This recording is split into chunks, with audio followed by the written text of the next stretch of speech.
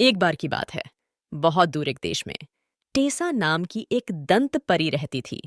वह किसी भी अन्य दांत परी से भिन्न थी, क्योंकि वह बहादुर और साहसी थी। हमेशा साहसिक कार्य के लिए तैयार रहती थी। उसका काम बच्चों के दांत इकट्ठा करना और बदले में एक चमकदार सिक्का या छोटी सी चीज छोड़ना था। एक रात, जब टेसा रात के आकाश में उड़ रही थी, उसने लिली नाम की एक छोटी लड़की की संकटपूर्ण पुकार सुनी। टेसा तुरंत लिली के शयन कक्ष में पहुंची और उसे रोते हुए पाया। क्या गलत है, छोटी बच्ची? टेसा ने पूछा। मैंने अपना दांत खो दिया है, लेकिन मुझे डर है कि दांत परी नहीं आएगी क्योंकि मैंने गलती से उसे निगल लिया था, लिली ने जवाब दिया। उसके चेहरे से आंसू बह रहे थे।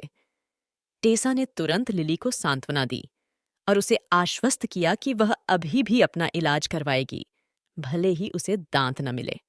फिर वह लिली के लिए सही इलाज ढूंढने के मिशन पर। जब टेसा सही उपहार की तलाश कर रही थी, तो उसकी नजर एक अंधेरे, डरावने जंगल पर पड़ी। उसने अंदर रहने वाले अजीब प्राणियों की कहानियां सुनी थीं, लेकिन टेसा डरी नहीं थी। वह लिली के लिए सही उपहार खोजने के लिए दृढ़ संकल्पित होकर बहादुरी से जंगल में उड़ गई। जैसे ही वह जंगल में गहराई तक उड़ी, उसे भेड़ियों का एक झुंड मिला। वे गुर्राने लगे और दांत दिखाने लगे, हमला करने के लिए तैयार। टेसा पीछे नहीं हटी। वह अपनी जिद पर अड़ी रही, अपनी और अपने साथ ले जा रहे उपहार की रक्षा करने के लिए दृढ़ संकल्पित थी। पीछे रहो! टेसा चिल्लाई। मेरा तुमसे कोई झगड़ा नहीं है, मैं बस वहां से गुजर रही हूं। भेड़ियों ने नहीं सुनी और वे हमला करने के लिए तैयार टेसा को घेरने लगे।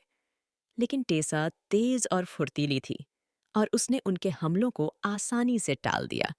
वह जानती थी कि वह पूरे झुंड को नहीं ले सकती, इसलिए वह जल्दी से भेड़ियों के पीछे पीछे उड़ गई। टेसा अपने पैरों पर तेज थी और वह भेड़ियों से आगे निकलने में कामयाब रही।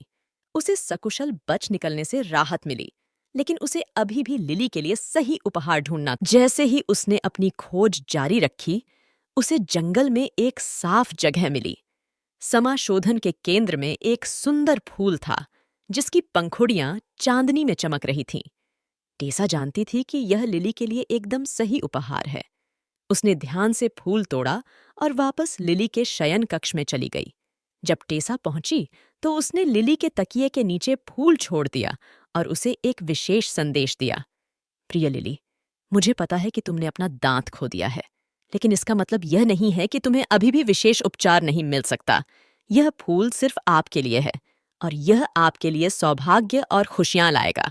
अगली सुबह लिली उठी तो उसने अपने तकिए के नीचे सुंदर फूल पाया।